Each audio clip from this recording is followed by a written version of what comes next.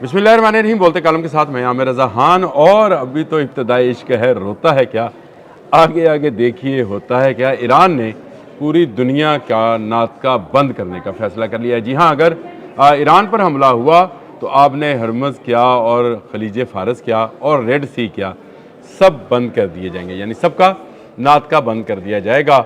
और ये बात मैं नहीं कह रहा हूँ, इससे जो डर गया है वो ट्रंप है, जो कि अब डरने वाले पैगाम जो है वो दे रहा है और कह रहा है कि शायद वो मुज़ाकरात ईरान करना चाहता है। ईरान मुज़ाकरात नहीं करना चाहता, ईरान जंग करना चाहता है।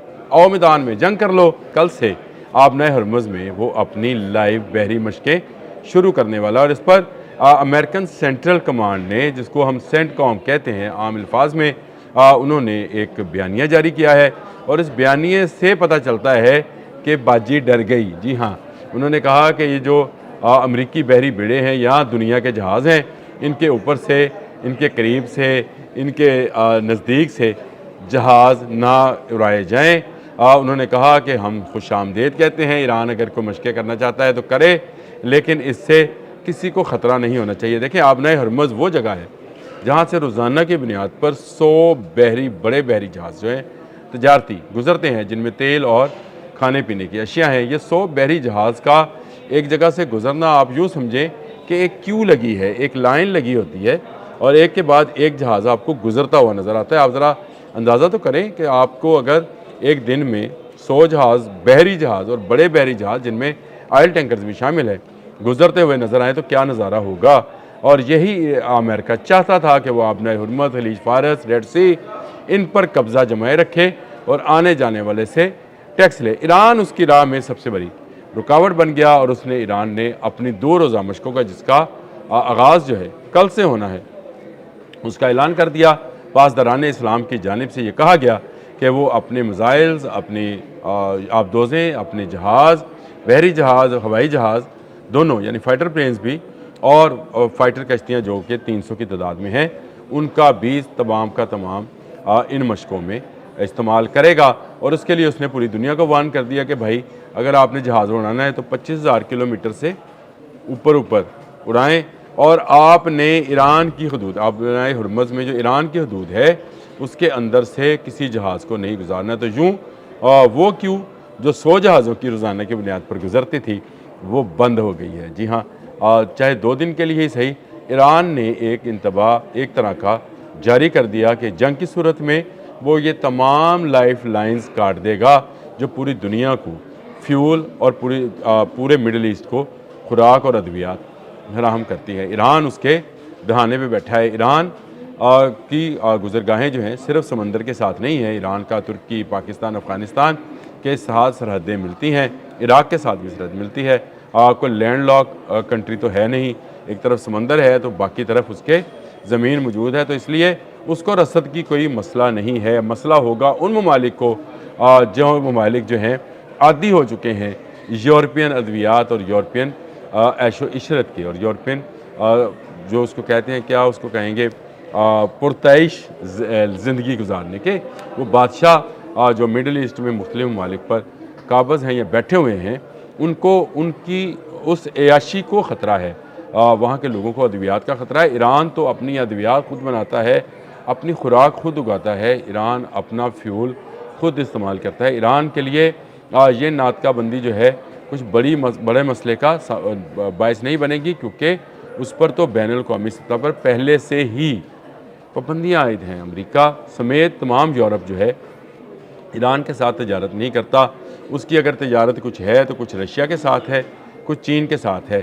तो रशिया और चीन के साथ तजारत पे इस आबनाए हरमज़ के बंद होने से या रेड सी के इलाके और खलीज फ़ारस बंद होने से ईरान को फ़र्क पड़ने वाला नहीं है। ये 2 रोज़ा मशक़ें जो हैं ये ऐलान जंग भी हैं और इस बात का इंतबाह भी है कि अगर जंग का आगाज़ किया गया तो ईरान तजारत की मार मारेगा और ये पूरी दुनिया को पड़ने वाली है। यानी फिर पूरी दुनिया में आपको ऑयल की कीमतें जो हैं इंतहाई बुलंदी की तरफ जाती हुई दिखाई देंगी। ऑयल जब बंद हो जाएगा, उसकी ट्रांसमिशन बंद हो, यानी उसकी आवाजाही भी बंद हो जाएगी, जहाज़ों को रोक दिया जाएगा, तो आप समझ सकते हैं कि दुनिया के पास कोई सालों का ज़ाहिर जो है ऑयल के नहीं होते।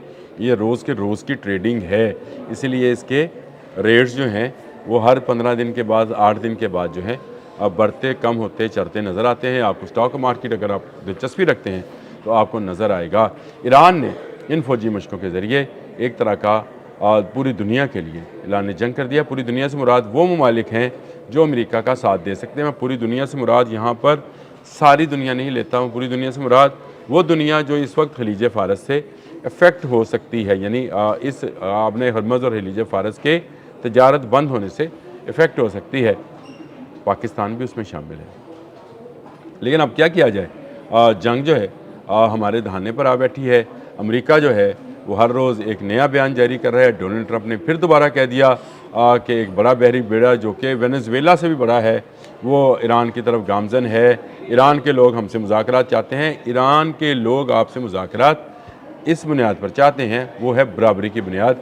वो इस बुनियाद पर नहीं चाहते कि आप उनसे कहें कि आप अपनी मिसाइल टेक्नोलॉजी और एटमी टेक्नोलॉजी को रोल बैक कर दें, जिसको वो करने को तैयार नहीं है। मसूद पज़ेश्कियान का और अब्बास अरागची का इस हवाले से बयान भी सामने आ गया, यानी ईरान ने अपनी पॉलिसी तब्दील ना करने का फ़ैसला किया है। और वो पॉलिसी ये है कि वो अपने दिफा को मजबूत से मजबूत तर बनाता चला जाएगा। मैंने कल भी जिक्र किया था कि इन पानियों में अमेरिका की मौत होगी।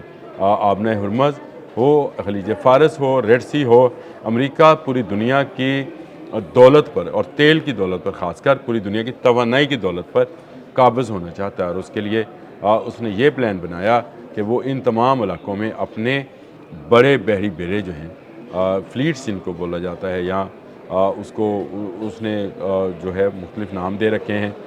ब्यूटीफुल वो कहता है जी जो है वो जा रहा है, इनको बंद कर दिया जाए। अब ये कहा जा रहा है सेंटकॉम की तरफ से जो बयानिया जारी, जहाँ से मैंने बात शुरू की थी, सेंटकॉम का कहना है कि जो अमेरिकी बहरी जहाज़ हैं उनकी हिफाजत को यकीनी बनाया जाए। मैंने कहा था बाजी डर गई कि यकीनी बनाया जाए, यकीनी नहीं है, इसलिए कहा गया है कि यकीनी बनाया जाए। देखें ये मशक़ें हैं, सिर्फ मशक़ें, ये कोई जंग नहीं है। लेकिन ईरान अपनी फ़ौजी और अपनी बहरी ताकत का इजहार करने वाला है। और उसके बाद आप देखिएगा कि क्या होता है। मैंने जो शुरू में कहा था कि इब्तिदाई इश्क है, रोता है, कि सेंटकॉम रो रहा है और कह रहा है कि हमारे जहाज़ों की हिफाजत, किसको कह रहा है जी? ईरान से कह रहा है हमारे जहाज़ों की हिफाजत को यकीनी बनाया जाए।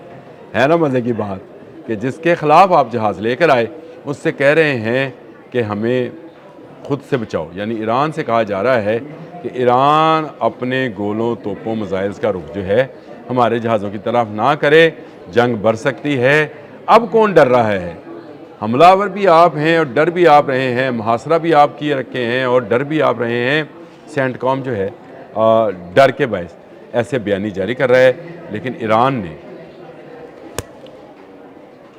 इन मशक़ों के ज़रिए ठोक दिया है सेंटकॉम को भी और डोनाल्ड ट्रंप को भी। अब तक के लिए इतना ही।